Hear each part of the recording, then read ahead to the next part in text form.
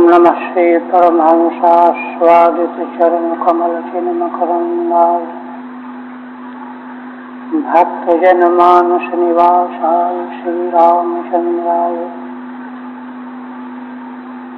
भागीरथाय वदने लक्ष्मीर्यस्य च वक्षसि यस्यास्ते हृदये संवित्तं नृसिंहमहं भजे।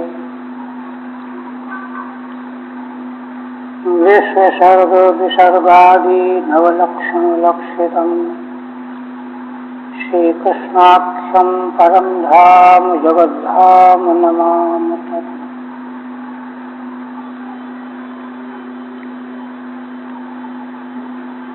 परम आदरणीय यति वृंद, भक्त वृंद एवं श्रोत्र वृंद, श्रीमद् भागवत के एकादश स्कंध के अंतर्गत त्रयोदश अध्याय में श्री भगवान के द्वारा शनकादिकों को समाधि योग की पराकाष्ठा का दर्शन कराया गया और वे शनकादि कृतकृत्य होकर के तृप्त होकर के भगवान की पूजा की, स्तुति की और उसकी आज्ञा लेकर के भ्रमण करने चले। भगवान भी ब्रह्मा जी को उपदेश करके अपने धाम को चले आए। यह सुनने के बाद अब चतुर्दश अध्याय में उद्धव जी एक प्रश्न कर रहे हैं।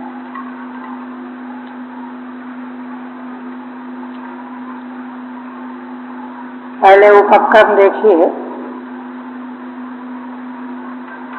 श्रीधर स्वामी कहते हैं, चतुर्दशे परम श्रेयो भक्तिरेव न चेतरत् इत्येतद् वर्ण्यते ध्यान योगश्च सह साधनैः। चतुर्दश अध्याय का विषय क्या है कि इस अध्याय में समग्र श्रेय के साधनों में भक्ति को ही सर्वोत्कृष्ट साधन बताया जाए। परम श्रेय भक्ति मार्ग के द्वारा ही प्राप्त हो सकता है,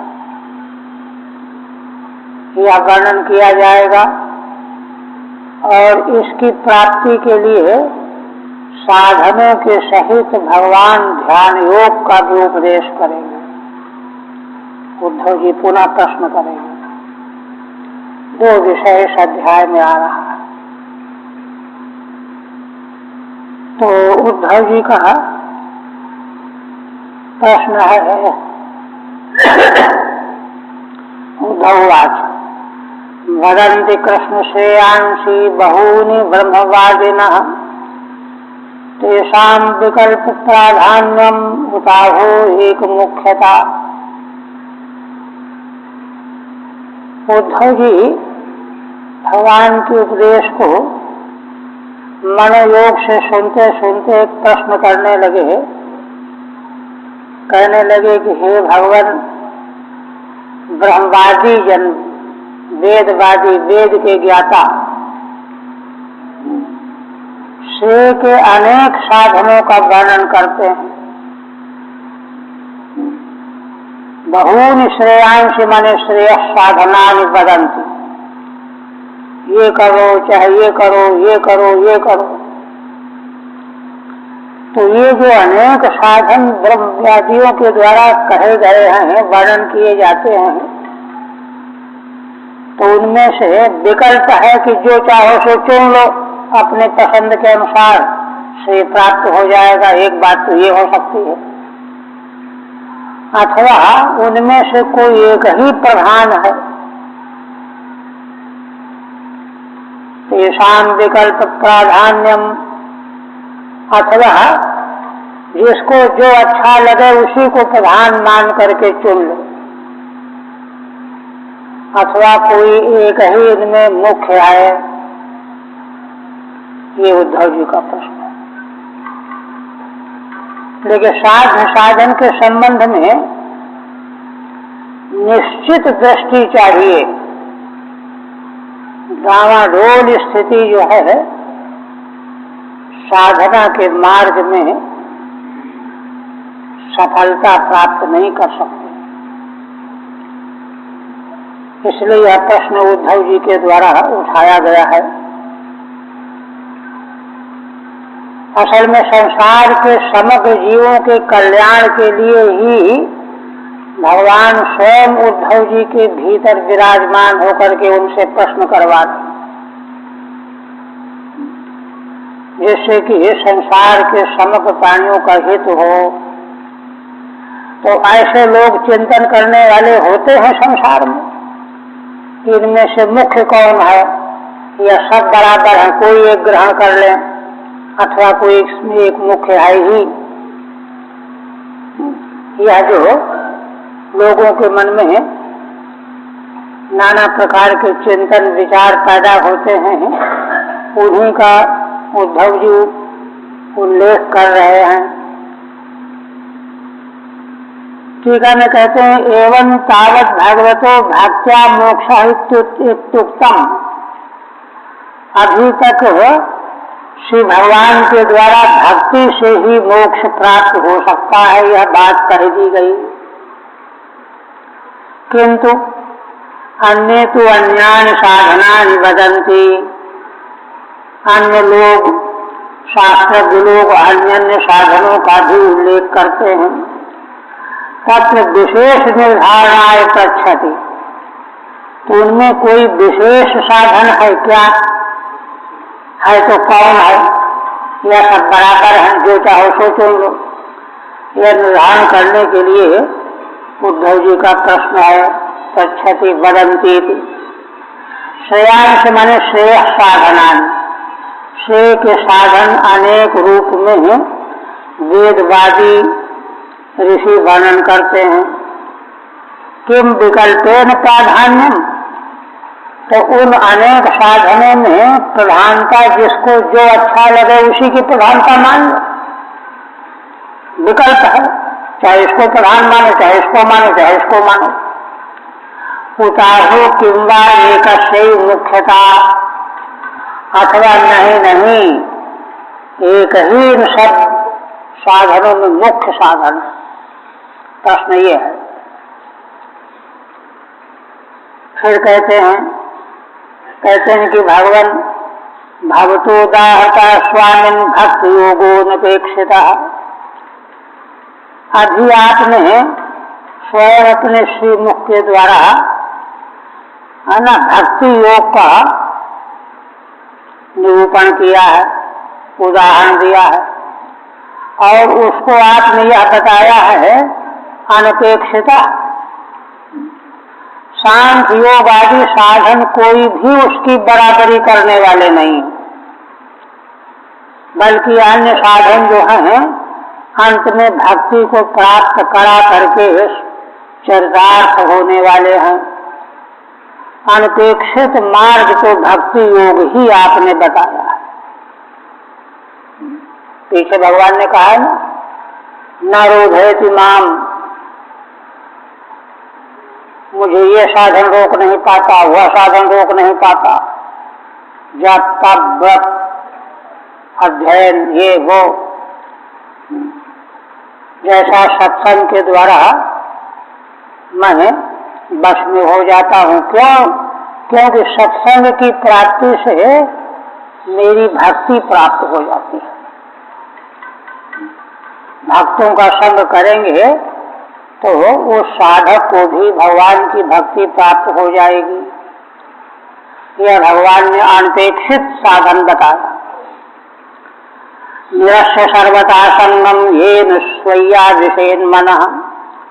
और आपने उसका स्वरूप यह बताया है कि सब ओर से संसार के प्रपंच से संग को छोड़ करके, निरस्त करके, मुझ परमेश्वर में मन को प्रविष्ट कर देना चाहिए। आपने मुख्य साधन तो भक्ति योग बताया है, और वैदिक लोग और तरह की बात करते हैं, तो आपसे मैं सुनना चाहता हूँ। ठीक है, एक मुख्यता पक्षोत्थाने कारण, कोई एक साधन ही मुख्य है, यह पक्ष उठता है। क्यों? अभी अभी आपने भक्ति योग की सर्वश्रेष्ठता का प्रतिपादन किया है। न अपेक्षितम अपेक्षा यस्मिन, भक्ति योग के साधन के साथ और किसी की अपेक्षा नहीं है, अहेतुक है।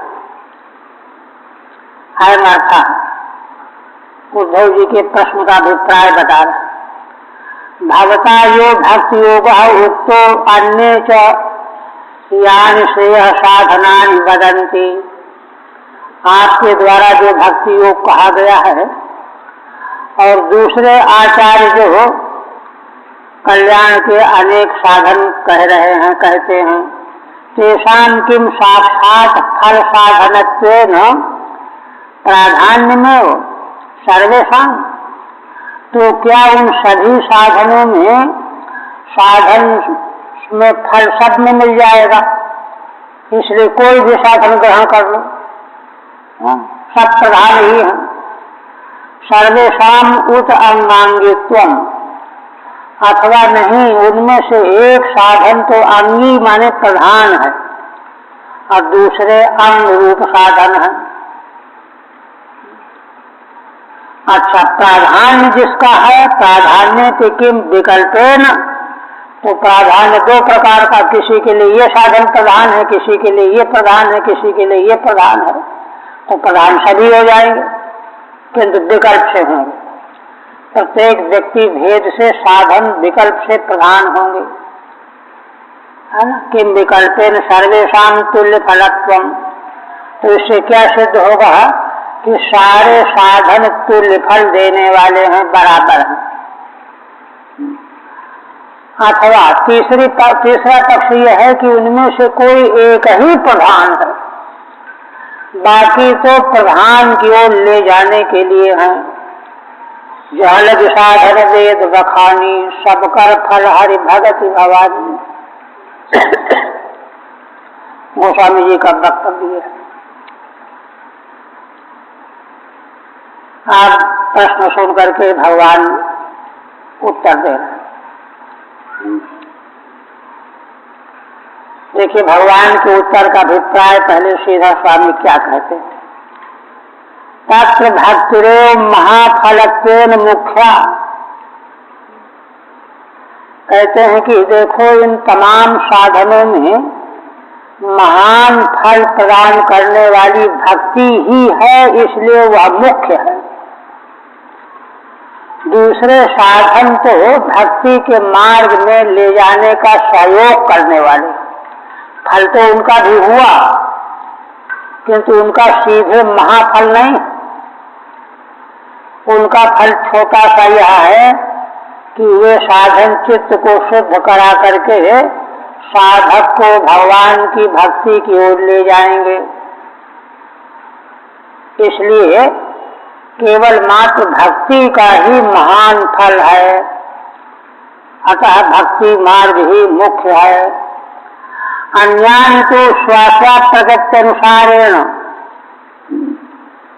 दूसरे साधन क्या हैं?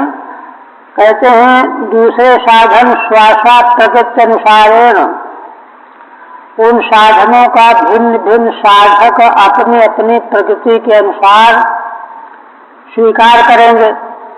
पुष्प स्थानीय स्वर्गादि फल बुद्धि भी वे पुष्प के समान होंगे, है ना। पुष्प क्यों सेवन किया जाता है? पुष्प के बाद फल मिलता है, तो स्वर्गादि फल बुद्धि से वे सारे साधन पुष्प स्थानीय स्वीकार किए जाते हैं, संसार के सारे प्राणी।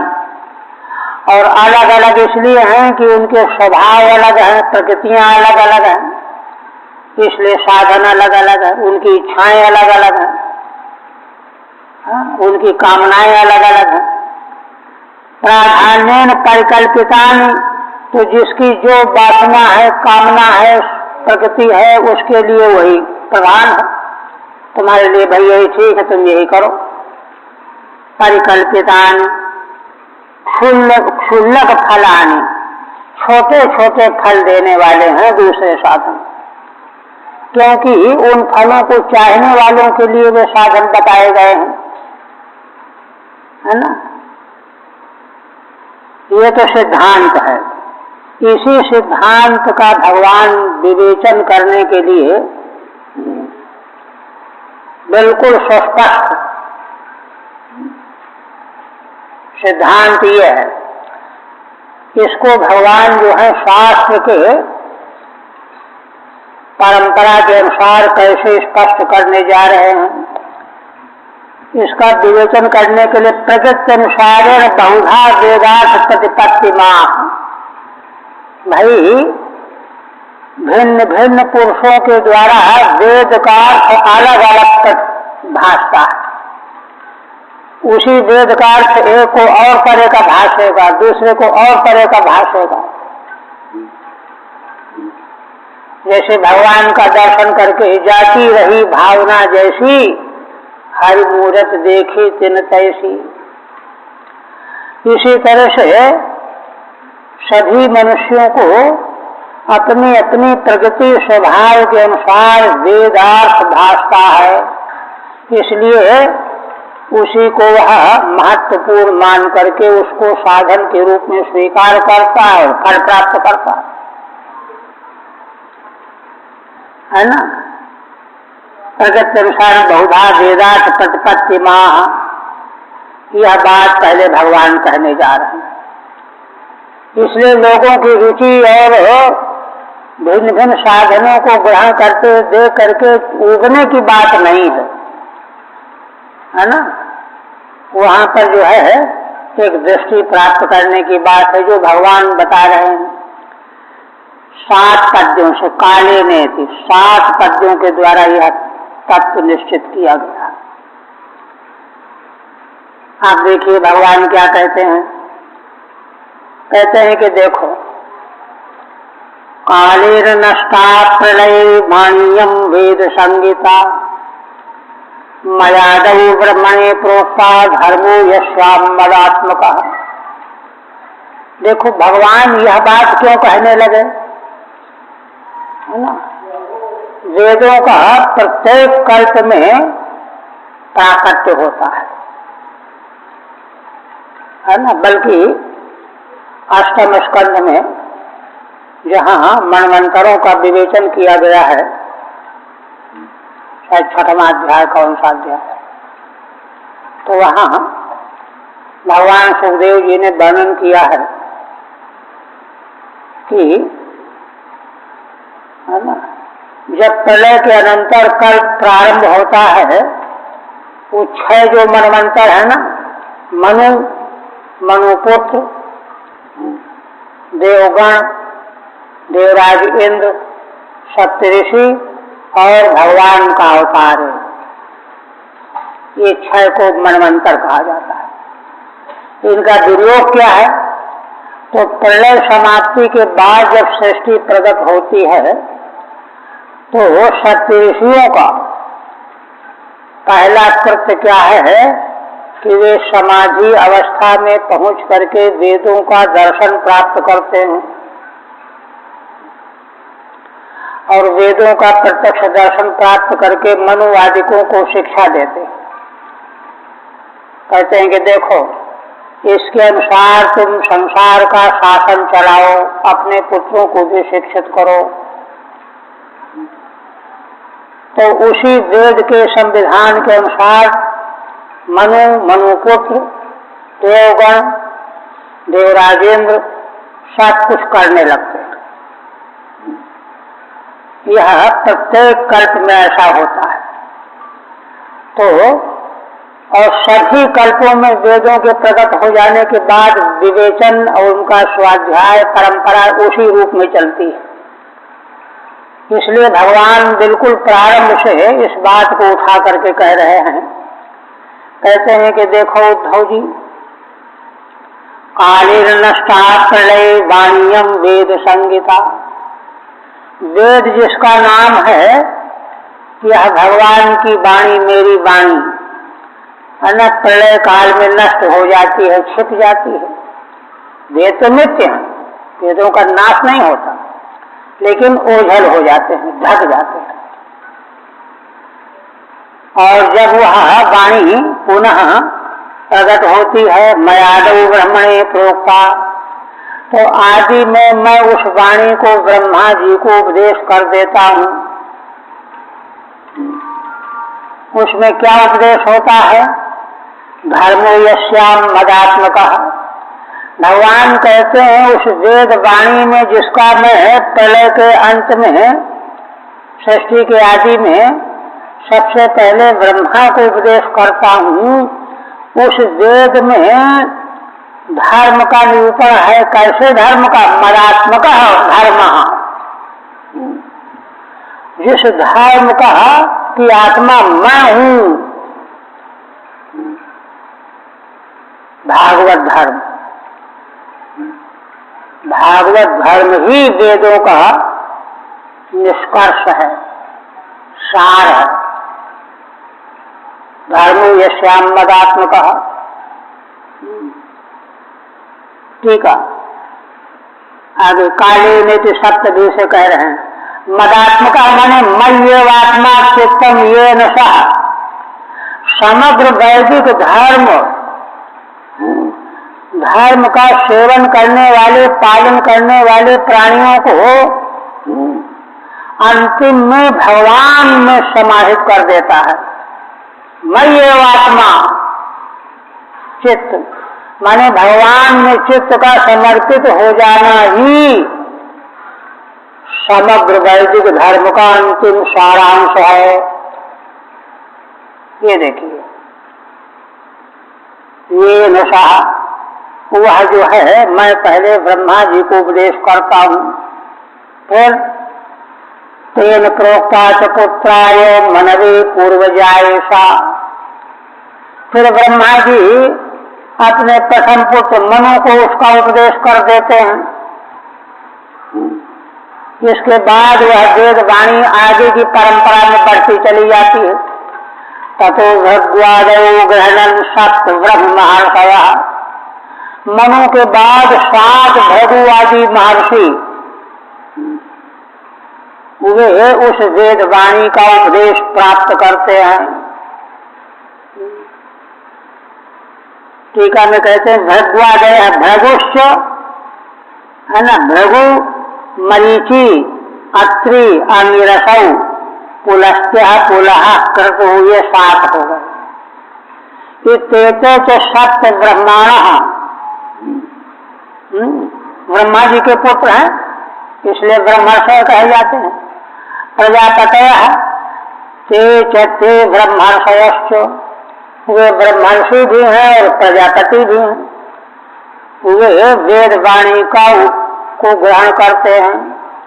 इसके बाद फिर इन्हीं 7 महर्षियों से, क्योंकि 7 महर्षियों से ही सारी सृष्टि उत्पन्न होती है, ये सबके पिता हैं। तेभ्यः पितृभ्यः तत्पुत्राः। इन 7 ऋषि पितरों से इनके पुत्र कौन कौन? देव दानव गुह्यकाः। देवता दानव गुह्यक, मनुष्या सिद्ध गंधर्वा अविद्याधर चारणा, 7 के 7 उन्हीं के संतान हैं। किम देवा किन्नरा नागा रक्षा किम पुरुषादया, है ना। किम देव, किन्नर, नाग, राक्षस, किम पुरुषादि, ये सब उन्हीं 7 प्रजापतियों की संतान हैं। तो इन्हीं ऋषियों के द्वारा इनको वह वेद वाणी का ज्ञान प्राप्त होता है। सुनते हैं अपने पितरों से। किंतु देखिए, अब यहीं से भेद बनना प्रारंभ होता है। बहुवः तेषां प्रगतो रजः सत्वतमो भुवः। ये जितने ऋषियों की संतानें गिनाई गई, देवता, दानव, गुह्यक, मनुष्य, सिद्ध, गंधर्व, इनकी प्रकृतियां बहुत तरह की हैं। क्यों? 3 तो प्रकृति के गुण हैं, रजोगुण, सतोगुण, तमोगुण, और तीनों गुणों के विमिश्रण में माने मिश्रण होता है ना, परिणाम, तो वह अनेक तरह का होकर के इन सबों की प्रकृतियां अनेक प्रकार की होती हैं। इसलिए अपने पितरों के द्वारा सुनते तो एक ही वेद हैं, किंतु जिसकी जैसी प्रकृति होती है उसका अर्थ वही समझ लेता है। ये होता है। टीका देखिए, किन देवा, 5वें के बाद, किन देवा कुलम स्वेद दौर्गंध्यादि राहित्येन किम देवा मनुष्यावा, है ना। द्वीपांतर में ऐसे प्राणी होते हैं कि उनमें क्लम माने पसीना नहीं, स्वेद नहीं, दुर्गंधी नहीं, थकावट नहीं, तो ऐसा देख करके लगता है कि ये देवता है क्या, देवताओं में ये नहीं होता, या मनुष्य है, आकृति तो मनुष्य जैसी है, लेकिन उनके शरीर देवताओं जैसे प्रतीत हो रहे हैं, तो इसलिए उनका नाम पड़ गया किन देवा। संदेहास्पद भूता, संदेहास्पद भूत है, द्वीपांतर मनुष्य, दूसरे द्वीपों में रहने वाले मनुष्य है, मनुष्य ही लेकिन विलक्षण होते हैं। इसी तरह से किन नरा, है ना, किंचन नरायु मुखतः शरीर को, कोई ऐसे मनुष्य हैं कि मुख और शरीर तो उनका मनुष्यों जैसा है, बाकी अंग जो है मनुष्यों जैसा नहीं है, तो उनको किन्नर, क्या ये मनुष्य है क्या। किम पुरुषा, किंचित पुरुषायु बानरादय, बानरादि पुरुष जैसे मुखारबिंद होते हैं, है ना। प्रकृतयो वासना बह्व्य, है ना। इन सभी सृष्टि के प्राणियों की सतोगुण, रजोगुण, तमोगुण के भेद से प्रकृतियां अनेक प्रकार की होती हैं, उनमें वासनाओं के बड़े बड़े अंतर होते हैं। होता है क्यों? रजः सत्व तमांसी भुवः जन्म स्थानानि यासांता, क्योंकि इन सबों की उत्पत्ति के जन्म स्थान रजोगुण, सतोगुण, तमोगुण वाले हैं। इसलिए है ना, जन्मभूमि के अनुसार इनकी प्रकृतियां भिन्न भिन्न प्रकाशित होती हैं। फिर भगवान कहते हैं, याभिर्भूतानि भिद्यन्ते भूतानां मतयस्तथा यथा प्रकृति सर्वेषां चित्ता वाचा श्रवन्ति। भगवान कहते हैं कि उद्धव जी देखो, इसमें आश्चर्य मत समझना, इन्हीं है ना गुणों की वासनाओं के द्वारा ही भूतान भिद्यन्ते, सभी प्राणी भिन्न भिन्न संसार में दिखाई देते हैं। शरीर उनके अलग अलग, उनकी बनावट अलग अलग, योनियां अलग अलग, है ना। और किन्हीं किन्हीं की स्वरूप और योनि एक होने पर भी भूतानां मतयः तथा, मतियां अलग अलग है। मनुष्य मनुष्य एक, लेकिन बुद्धि अलग अलग है, मति अलग अलग है। यथा सर्वेषां चित्ता वाचा श्रवन्ति। अब क्या करते हैं कि वे सब वेदों का स्वाध्याय करते हैं, सुनते हैं, तो उनकी जैसी जैसी प्रकृति होती है अलग अलग, उसके अनुसार सर्वेषां, है ना, चित्ता वाचा श्रवन्ति, वेद वाणी विचित्र प्रकार का अर्थ उनको अर्पण करती है, सौंपती है। चित्ता वाचा वेदार्थ व्याख्यान विषया। टीका में कहते हैं, भूतानि मने देवासुर मनुष्यादीन, देवता मनुष्य असुर आदि। चित्ता वाचा वेदार्थ व्याख्यान विषया, वेद के अर्थ के व्याख्यान के विषय विचित्र विचित्र प्रकार के उनको समझ में आते हैं। श्रवंती ही, जैसे देखिए चतुर्थ स्कंद में जहाँ आया है, महाराज पृथु ने गोरूपधारिणी पृथ्वी का दोहन किया है और संसार के सारे उपयोगी पदार्थों का दोहन किया है, किंतु भिन्न भिन्न पदार्थों का दोहन करने के लिए बछड़े अलग अलग थे। बछड़े अलग न होते तो भिन्न भिन्न पदार्थ क्षरित ही न होते। तो जिस प्रगति के बछड़े है ना गोरूपधारिणी पृथ्वी के पास आए, वैसा ही दूध क्षरित हुआ। ऐसे ही वेदवाणी उसको सुनने वाले समझने वाले जिस प्रगति के थे, वैसे ही अर्थ जो है उनको वेद के द्वारा भाषित होता गया। एवं प्रगति वैचित्र्यात् भिद्यन्ते मतयोनृणाम् पारंपर्यं के सांचित पाखंड मतयो परे। फिर भगवान कहते हैं कि देखो, इसी प्रकार से प्राणियों की प्रकृति की विचित्रता के कारण मनुष्यों की मतियां भिन्न भिन्न हो जाती हैं, भिन्न भिन्न होती हैं। एक तो ये, दूसरा पारंपर्य के सांचित पाखंड मतयो परे। उनमें से किन्हीं की मति तो परंपरा का अनुसरण करने वाली होती है। हमारे ऋषियों ने जो अर्थ बताया वही अर्थ हम मानेंगे, उससे इतर नहीं मानेंगे।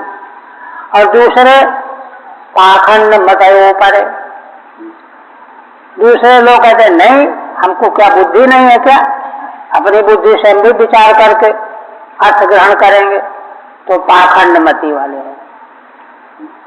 वेद का तात्पर्य किस अर्थ को व्यक्त करने में है उसको मानते ही नहीं, जैसा उनको भाषता है उसी को मानते हैं कि यही वेदार्थ है। पाखंड मत होगा। ठीक है। एवं इत्युक्तोपसंहारा, इस प्रकार से उक्त कथन का उपसंहार करते हुए भगवान कहते हैं कि सांचित अध्ययनादि शून्यानाम, कोई तो ऐसे होते हैं कि स्वयं अध्ययन नहीं करते हैं, किंतु अपने ऋषि पूर्वजों के उपदेश को सुन करके उसी को ग्रहण करते हैं। उपदेश पारंपर्य ये, हाँ, इसीलिए परंपरा के अनुसार वेदों के अध्ययन अध्यापन की व्यवस्था की जाती है। और अपने दूसरे पाखंड मतया, पाखंड मति वाले वेद विरुद्धार्थ मतया, वेद से विरुद्ध अर्थ की मति वाले होते हैं। अब भगवान कहते हैं देखो, मन माया मोहित धिया पुरुषा पुरुषा सभा श्रेयो बदंत एकांतम यथा कर्म यथा रुचि। इस तरह से संसार के सारे मनुष्य पुरुष मेरी माया से मोहित बुद्धि वाले होते हैं, इसलिए श्रेयो बदंत एकांतम, वे श्रेय का जो है अनेक रूप में वर्णन करते हैं। यथा कर्म यथा रुचि, उनके जैसे कर्म होते आए हैं, जैसी रुचि है, जैसा उनको अच्छा लगता है, वे यही कहते हैं कि नहीं ये वेद का तात्पर्य है, दूसरा कहता है नहीं ये वेद का तात्पर्य है। इसी दृष्टि से भाष्यकार भगवान शंकराचार्य जी ने भाष्यों में एक देशी मत, अपर का मत, इनका मत, उनका मत, तो ये जो भिन्न भिन्न मत वाले जो जिनका उल्लेख किया गया है, वे भिन्न भिन्न मति वालों को वे अर्थ उसी रूप में प्रतीत हो रहे हैं, उसका उल्लेख कर रहे हैं। ठीक है। तत्प्रकृति नाम माया गुणमूलत्वात्, क्योंकि पुरुषों की प्रगति माया के गुणों के मूल से पैदा हुई है, इसलिए मन माया मोहित धिया, अतः मेरी माया से मोहित बुद्धि वाले होते हैं, है ना। अतः ये श्रेय का स्वरूप जो है अनेक विध बताते हैं, अनेकांतम नाना विधम कथयंती वर्णयंती।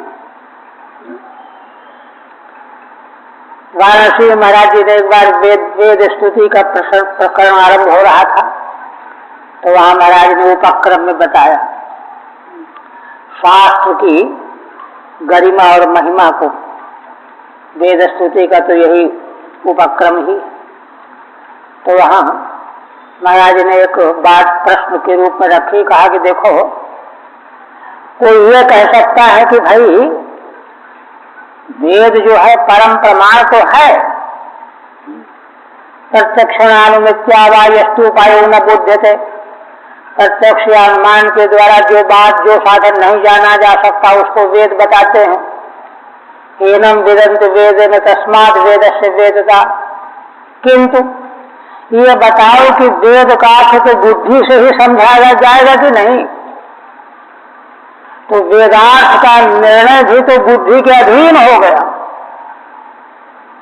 इसलिए वेदार्थ से बढ़ करके बुद्धि को महत्व देना चाहिए। महाराज ने प्रश्न उठाया, फिर मुस्कुराते हुए समाधान किया, कहा कि देखो, ये प्रश्न जो किया गया है इसका उत्तर सुनो। क्या?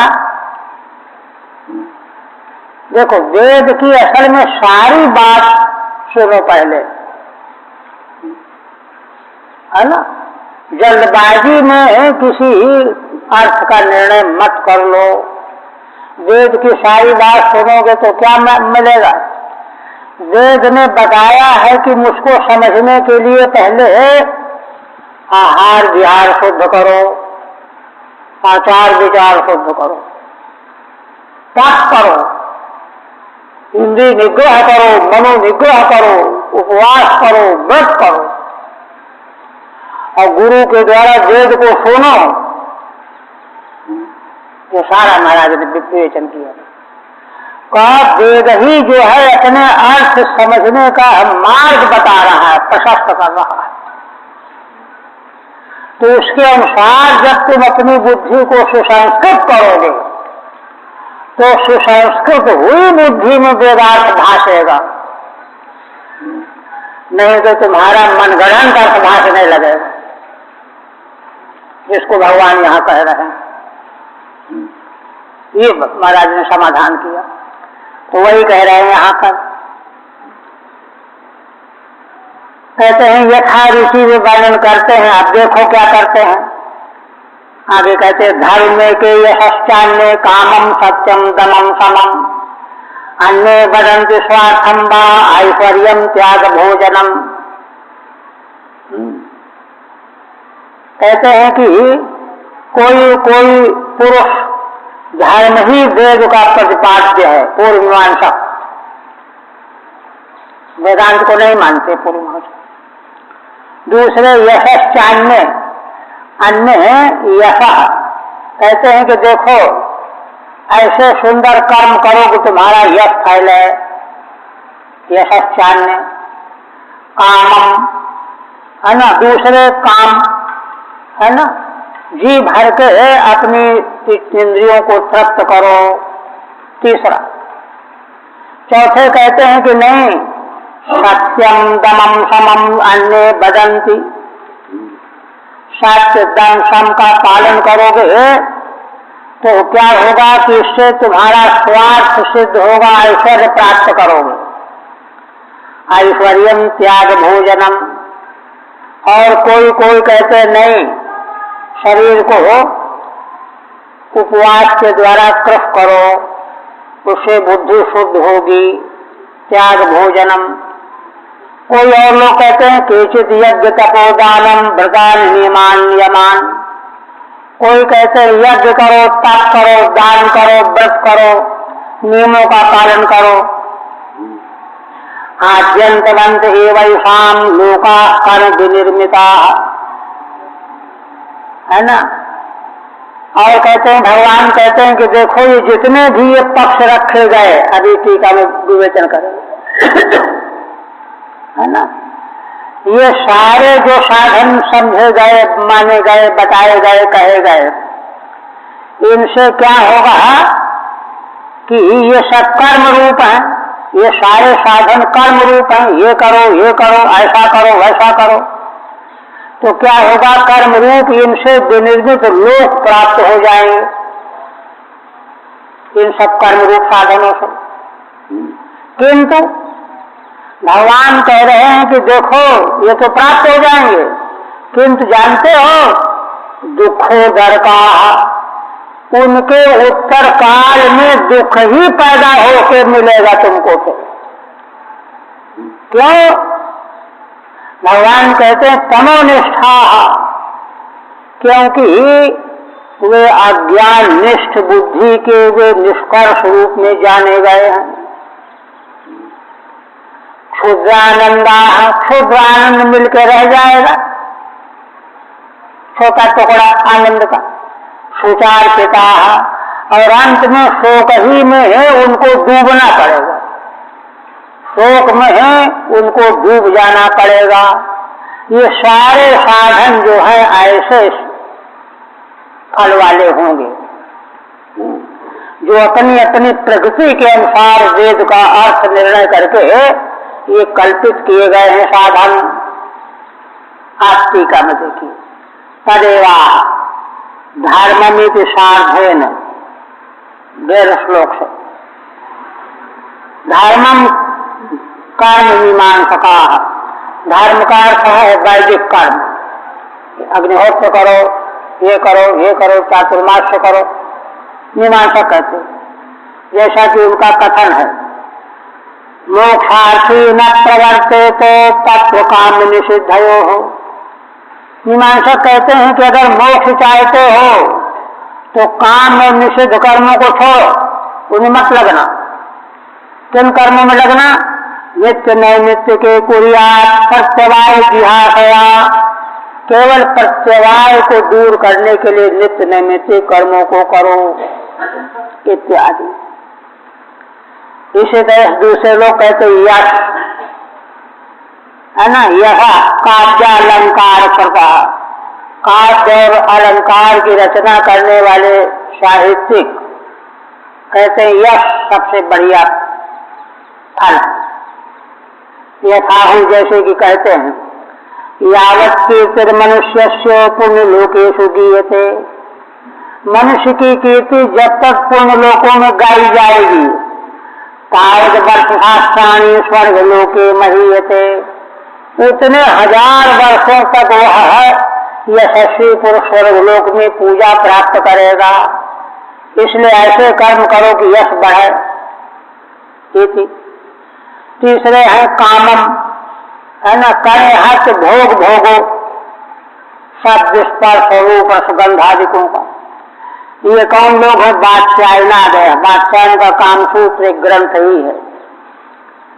इसी तरह से सत्यम दमम समम तो योग शास्त्र करता है, योग शास्त्र की साधना वाले सत्य दम सम यम नियमों को साधन कहते हैं। अन्य दृष्टार्थवादिनो दंड नीति कृतो वै प्रसिद्धम ऐश्वर्यमेव स्वार्थम पुरुषार्थम वदन्ति। दूसरे जो दृष्ट प्रयोजनवादी हैं, संसार में हमारा महत्व कैसे बढ़े, सब लोग हमारा हाथ कैसे जोड़ें, तो कहते हैं कि दंड नीति का अध्ययन करो। ऐसा करोगे तुम शासक बन जाओगे, अधिकारी बन जाओगे। प्रसिद्धम ऐश्वर्यमेव स्वार्थम पुरुषार्थम वदन्ति। इस प्रकार से ऐश्वर्य प्राप्त करना ही पुरुषार्थ है और कुछ नहीं है। अतः सामाद्युपाया यो श्रेय साधनमिति तेषां मतम। इसके लिए क्या है कि साम दाम दंड भेद उनका रहस्य जानो पहले, उनका मत यह है। तथैव त्यागम भोजनम चो, कोई कहते हैं त्याग, है ना, चैनी लोग कहते हैं भोजन, लोकायतिक लोग डट करके खाओ। यावत जीवे सुखम ऋणम कृत्वा घृतम पिबेत भस्मीभूत सिद्धेह पुनरागमनम कुतः, ये पक्ष है उनका। यज्ञ तपोदानम, यज्ञो देवतानां पूजनम, यज्ञ तपस्या तपस्य दानम च, ऐसा अन्य लोग कहते हैं। आप कहते हैं तेषाम तुच्छ फलस्य माह, ये अलग अलग चिंतकों के श्रेय के मार्गों का जो निर्णय है, कहते हैं भगवान की इन सबों का तुच्छ फल के अलावा और कुछ नहीं है। कैसे? आद्यंतवंत इति, क्योंकि ये सारे साधन कर्म रूप हैं, है ना। और कर्म रूप होने से इनके फल जो लोक रूप में प्राप्त होंगे सब विनाशी होंगे, नाशवान होंगे, अनित्य होंगे, है ना। आद्यंतवंत तेषां लोका एकै साध्यानि फलानि, इन साधनों के द्वारा साध्य फल के रूप में लोक मिलेंगे। तमोनिष्ठा, ये सब नाश वाले होंगे। क्यों तमोनिष्ठा? मोहावताना, क्योंकि मोहित पुरुषों के द्वारा ये कल्पित किए गए हैं, सुख रूप में इनको माना है। भोग काले की असूयाद भी सुचार्पिता व्याप्ता, और जब उन लोकों में जाकर के भोग प्राप्त होगा तो उस समय पर भी अपने से ज्यादा सुखी को देख करके ईर्षा होगी, है ना, जलन होगी। ये दुख जो है भोग काल में भी सुख ही देने वाले हैं। ये सब जो है साधन पूर्व पक्ष के रूप में रह गए। आप भगवान वेद का तात्पर्य क्या है, जिसको शास्त्रिक पुरुष परंपरा के द्वारा प्राप्त करते हैं, मनगढ़ंत बुद्धि के द्वारा नहीं। भगवान कहते हैं कि देखो, मय्यर्पितात्मना सभ्य निरपेक्ष सर्वतः, मयात्मना सुखम यत्तत् कुतः स्यात् विषयात्मना। भगवान कह रहे हैं कि देखो उद्धव जी, ये जो साधन अब तक बताए गए, इन साधनों को स्वीकार करने वाले जितने प्रकार के लोग हैं, उन लोगों के विषय रूपी फलों में ही उनका चित्त डूबा हुआ है।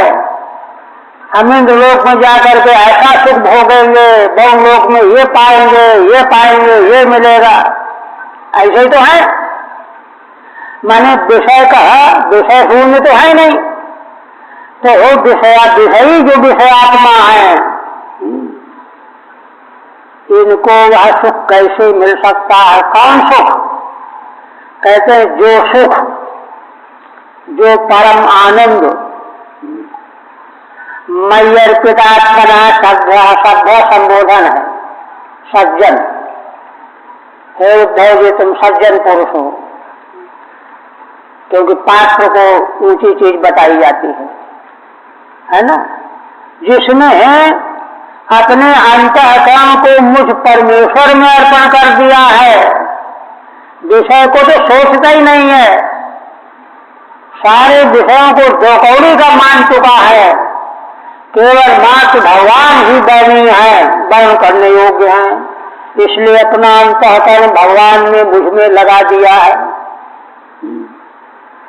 और कब लगेगा भगवान में मन? देखिए, सर्वथा निरपेक्ष, जो सब ओर से लोक परलोक, यहाँ वहाँ इधर उधर ऐसे वैसे सारे विषय सुखों से जो निरपेक्ष हो गया,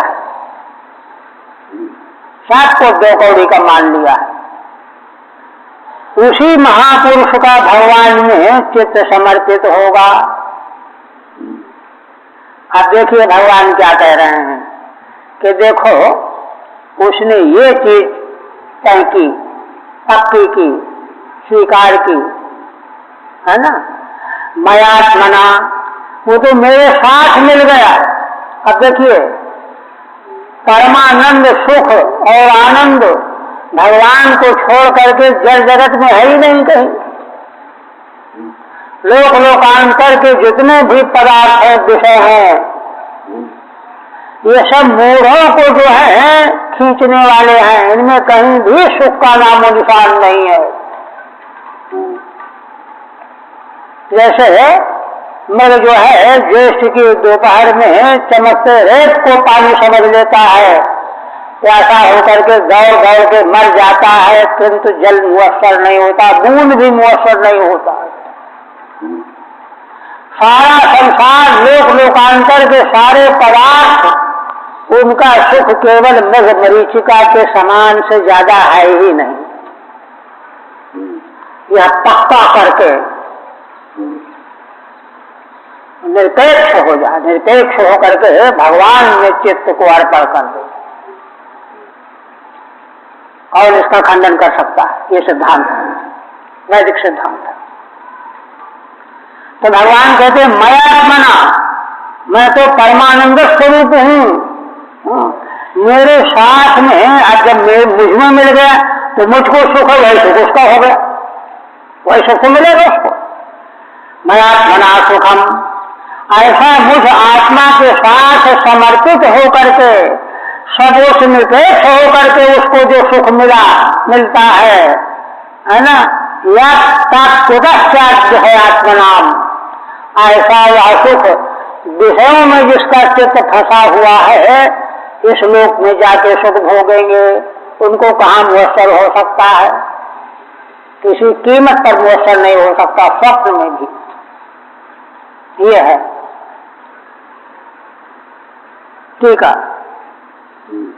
भक्तेर मुख्यत्मा, भगवान भक्ति की मुख्यता बता रहे हैं। मयि यावत समाप्ति, अब यह निरूपण भगवान का अध्याय की समाप्ति तक चलेगा। पीछे जो है भूमिका बनी, हे सभ्य, मया परमानंद रूपेण आत्मना स्वरूपत्व निष्फुरता, मुझ परमानंद स्वरूप भगवान से जब एक हो गया, मैंने उसने अपने स्वरूप के रूप में मुझको पा लिया, आत्मस्वरूप ही मैं मिल गया, उसको जैसा आनंद मिलेगा, परमानंद प्राप्त होगा, वह विषयात्माओं को कैसे मिल सकता है? आगे फिर और विश्लेषण करते हैं। भगवान कहते हैं कि देखो, है ना, निरपेक्ष बात, सबसे बड़ी मूल्यवान बात निरपेक्षता। निरपेक्षता नहीं संपन्न हो पाती। आकिंचन सिद्धांतस्य शांतस्य समचेतसः मया संतुष्ट मनसा सर्वा सुखमया दिशः। भगवान कहते हैं आकिंचनस्य, आकिंचन माने कोई परिग्रह नहीं, पैर के नीचे पड़ा हुआ, सारा परिग्रह से रहित। आकिंचन सिद्धांत से, इंद्रियां जिसकी उसके बस में है, और शांत मन जिसका निगृहित है। क्योंकि जब तक यह नहीं होगा तो अकिंचन रह ही नहीं पाएगा। समचेतसा, और समान चित्त वाला हो जाएगा। देखिए, चित्त की समानता नहीं होने से क्या होता है कि दूसरों को देख करके उसको लालच आ जाता है, हमारे लिए भी ऐसे हो तो अच्छा है। इस चित्त की समानता का विकार है। जो जैसा है रहे ठीक है, हम तो ऐसे हैं, ऐसे ठीक है। समचेतसा, है ना, ऐसा जो महान पुरुष है, भगवान कहते हैं, देखिए यह रहस्य क्या है, यह जो है इस प्रकार का आकिंचन होना, शांत और दांत होना, समान चित्त होना, ये तभी बनेगा जब मया संतुष्ट मनसा, केवल मात्र भगवान का चिंतन करके संतुष्ट मन वाला बन जाएगा। और जब ऐसा बन गया तो सर्वा सुखमया दिशा, तो उसको संसार में सारी दिशाएं, दसों दिशाएं सुखमयी बन जाएंगी। दुख का नामो निशान भी नहीं रहेगा। ये रहनी हो, ठीक है। किंच अन्य शाम तत्तन लोकाज परिच्छिन्नम सुखम। दूसरी बात यह है कि औरों को तत्तन लोक से परिच्छिन्न माने ढका हुआ तुच्छ सुख मिलता है। भक्त से तो परिपूर्ण मित्या। परिपूर्ण सुख का लक्षण क्या है? सदा सर्वदा प्रत्येक क्षण सर्वदेश सर्वकाल में है ना, जिसका आनंद एक कण भी कम न हो, वह परिपूर्ण सुख वाला माना जाएगा। तो कहते हैं भक्तस्तु परिपूर्ण मित्या। यह परिपूर्ण सुख भक्त को कब मिलता है? जब वह अकिंचन दांत शांत समचित्त संतुष्ट मन वाला होता है। फिर कहते हैं अब परिपूर्णता का लक्षण बता रहे हैं। परिपूर्णता का लक्षण क्या है? देखो, जैसे तृप्त मनुष्य जो है उससे लाख कोई कहे कि आओ थोड़ा सा खा लो, हलवा बना हुआ है, रबड़ी है, ना, कहता ना, हम तो तृप्त हैं। अगर वह उसके मन में आए अच्छा चलो रबड़ी थोड़ी खा ही देते हैं, इसका मतलब तृप्त नहीं है। तो भगवान कहते हैं कि सुख की पूर्णता का अनुभव किसे होगा? न पारमेश्वरम न महेंद्र धृष्ण्यम न सार्वभौमम न रसाधिपत्यम न योग सिद्धि अपुनर्भवम मय्यर्पितात्मेच्छति मत विनान्यत। ये है स्वरूप उसका। भगवान कहते हैं कि उद्धव जी, वह मेरा भक्त मुझमें समर्पित न तो पारमेष्ठ ब्रह्मा का पद, न महेंद्र विष्णु इंद्र देवराजेंद्र का लोक पद, न सार्वभौम सारे भूमंडल का राज्य, न रसाधिपत्यम रसातल का आधिपत्य जो इंद्रलोक से भी बढ़कर के होता है, न योग सिद्धि, योग मार्ग से प्राप्त होने वाली सिद्धियां भी नहीं चाहिए, और तो और जाने दो अपुनर्भवम्बा, अपुनर्भव मोक्ष भी नहीं चाहता। क्यों? मय्यर्पितात्मेच्छति मद विनान्यत। जिसने मुझमें अपने चित्त को अर्पित कर दिया है वह एकमात्र मेरे बिना और कोई वस्तु चाहता ही नहीं है। ये पूर्णता का लक्षण है।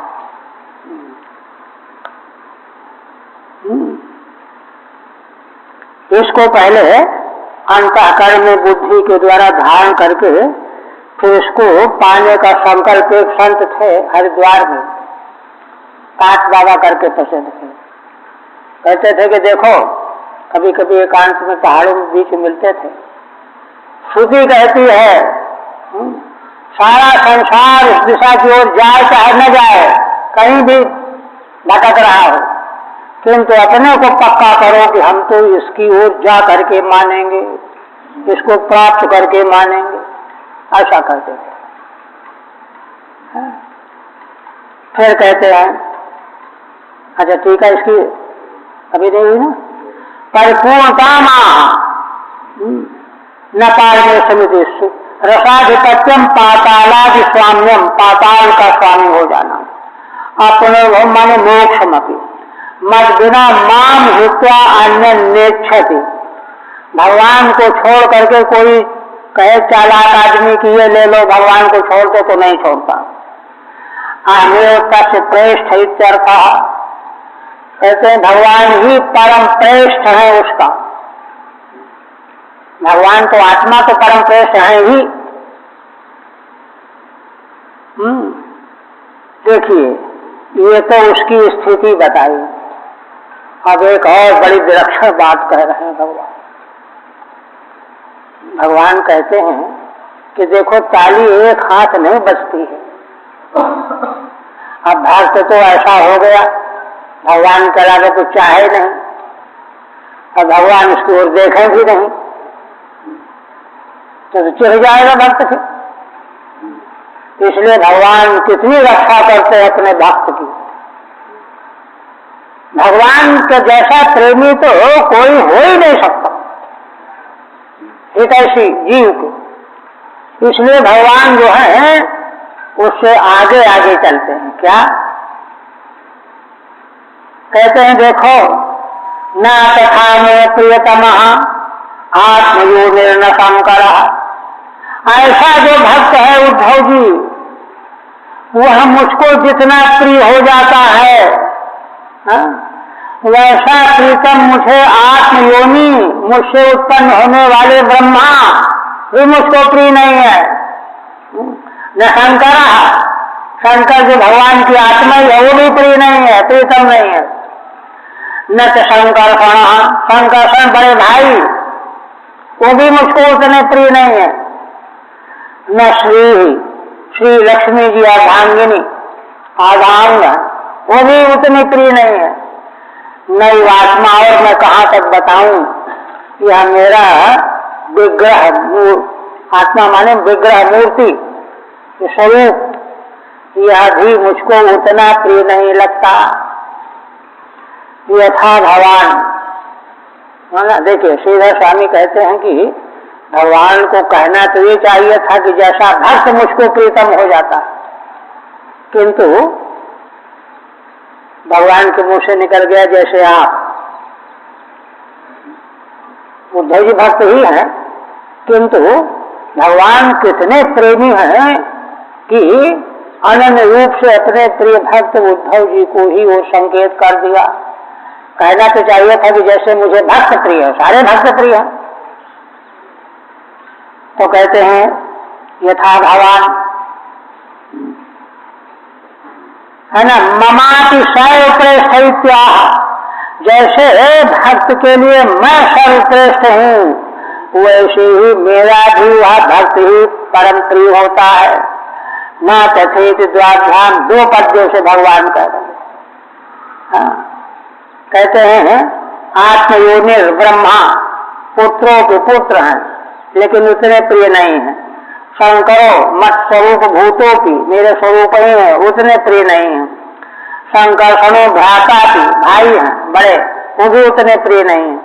श्री भार्या की पत्नी लक्ष्मी जी भी। आत्मा मूर्ति रखी, मेरा अपना विग्रह मूर्ति भी। यथा भक्त इति वक्तव्य, भगवान को कहना चाहिए जैसा भक्त मुझको प्रिय होता है, किंतु अति हर्षेण, भगवान यह सब कहते कहते इतने प्रसन्न हो गए, हर्षित हो गए, कहा यथा भगवान, ऐसा कहते।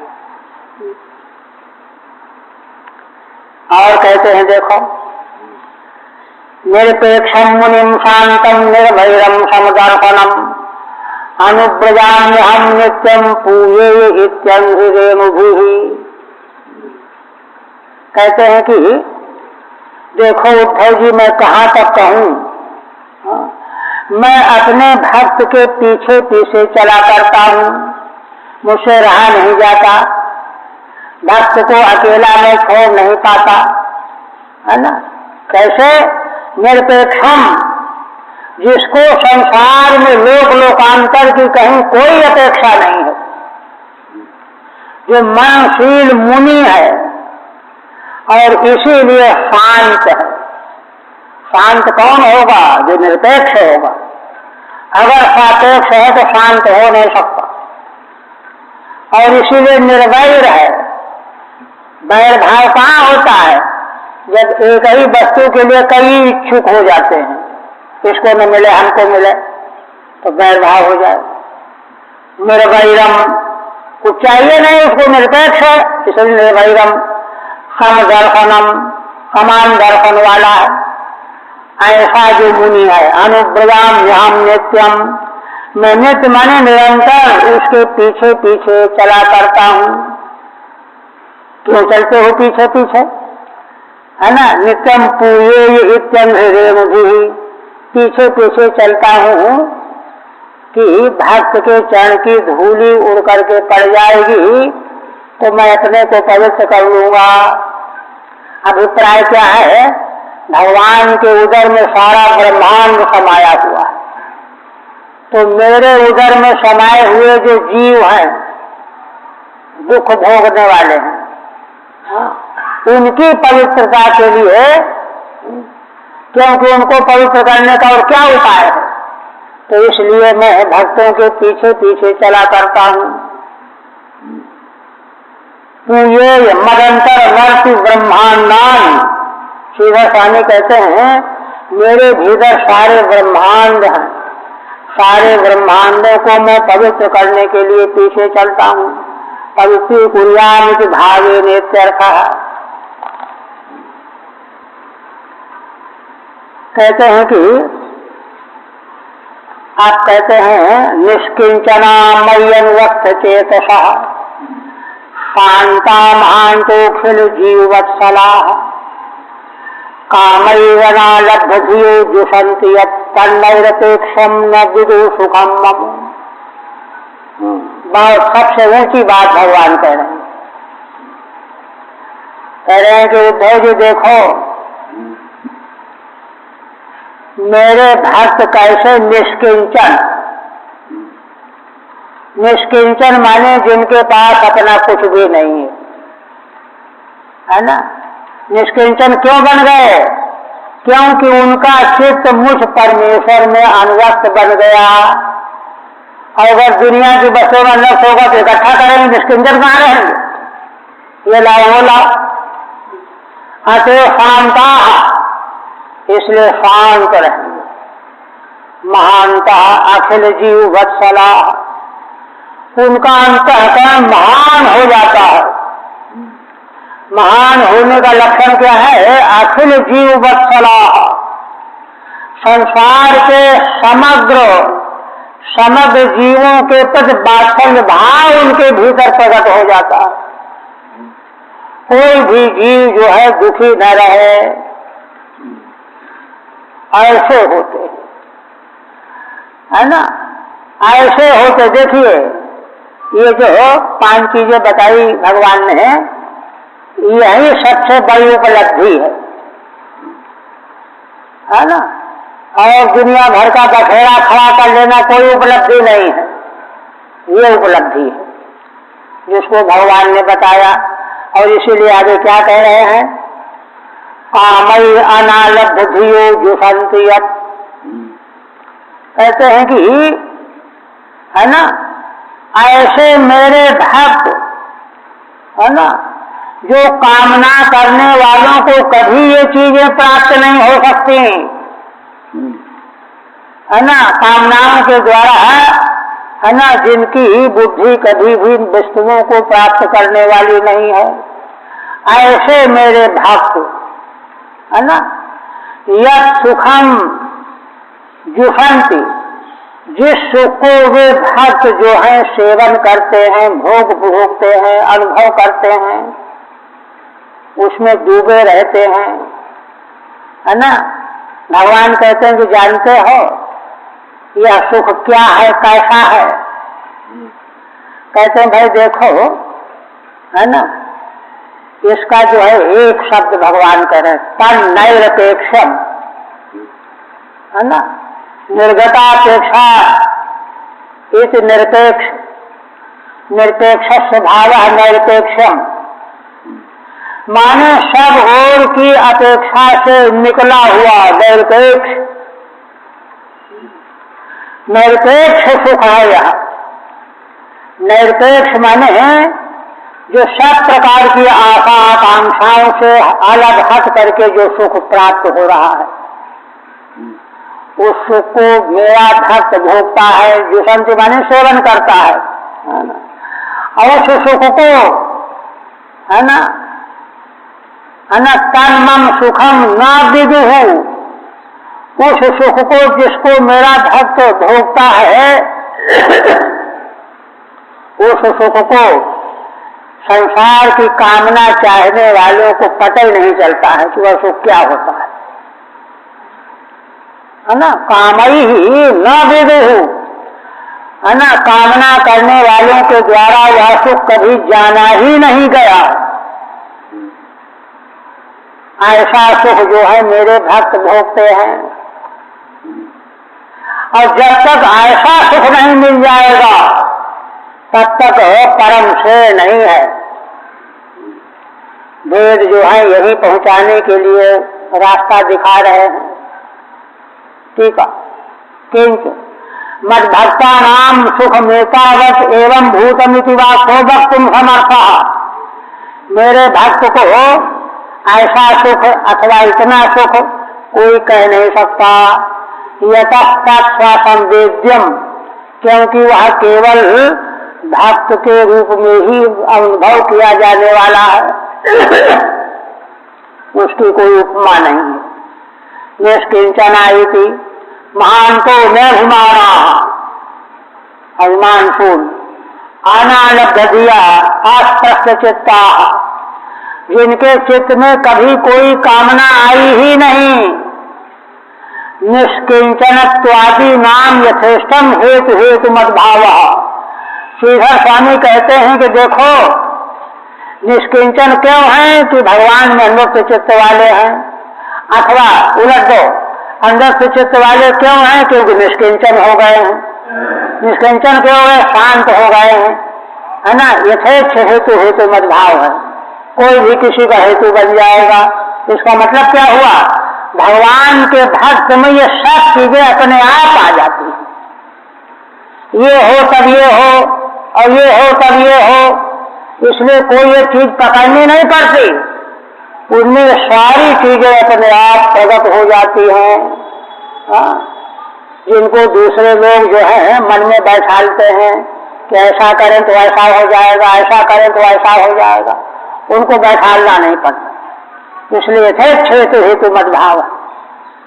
एवं भूतानुम मदीया सुखम जो संत सेवन्ते, ऐसे भक्त मेरे सुख को जो भोग करते हैं, तब सुखम तैव विदुहु, उस सुख को केवल वे ही जानने वाले होते हैं, है ना। विदुर्लभन्ते नान्य, दूसरे नहीं। कुतः कहते निरपेक्षम, क्योंकि वह नास्त्यपेक्षणीयम ये शांते, जिनके लिए कोई अपेक्षा की वस्तु संसार में नहीं रह गई, वे निरपेक्ष, उन्हीं के द्वारा यह लभ्य है सुख। वह पहले निरपेक्ष बनो तब तो उसको पाओगे। हाँ, निरपेक्ष बनोगे नहीं तो पाओगे तो है नहीं, इसलिए जानोगे भी नहीं, अनुभव के बिना जानोगे भी नहीं। निरपेक्षा तैरेव लभ्यम न तो मोक्षापेक्षा पेक्षा। अगर मोक्ष की अपेक्षा बनी हुई है तो भी यह सुख मिलने वाला नहीं है। कितनी बड़ी बात है देखिए। यद्वा एवं भूता संतो ये मम माम इत्यर्थः। दूसरी व्याख्या करते हैं, ऐसे जो संत हैं, जो मेरे भक्त हैं, मेरा सेवन करने वाले हैं, जो संत माम जो संत तीनंति ते, है ना, ये निरपेक्षम सुखम तक विदुर नान्य इत्यन्वय, जो अपने भाव के द्वारा मुझको प्राप्त करते हैं, वे ही इस निरपेक्ष सुख को भोगते हैं, जानते हैं, दूसरे जान भी नहीं सकते। बस